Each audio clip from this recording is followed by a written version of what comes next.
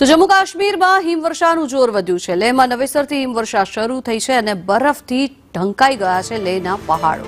ડોડામાં બરફ વચ્ચે સુંદર દ્રશ્યો સર્જાયા છે, ત્યારે ડોડાના ભાલેસા વિસ્તારમાં હિમ વચ્ચે પર્યટકોનો જમાવડો પણ જોવા મળી રહ્યો છે। આ દ્રશ્યો જે આપ જોઈ રહ્યા છો, બરફના આચ્છાદિત પહાડોના આ દ્રશ્યો છે કે જેમાં વહેલી સવારથી જ બરફ વર્ષા થઈ રહી છે, સાથે જ વરસાદ પણ ખાબકી રહ્યો છે। સુંદર દ્રશ્યો અહીંયા સર્જાયેલા નજરે પડી રહ્યા છે। મહત્વનું છે કે લેહમાં આ દ્રશ્યો અત્યારે હાલ જોવા મળી રહ્યા છે। પર્યટકો પણ આ જે સુંદર નજારો છે એને માણવા માટે પહોંચી રહ્યા છે, ત્યારે મહત્વનું છે કે વાતાવરણના આ આહલાદક દ્રશ્યો સર્જાયા છે।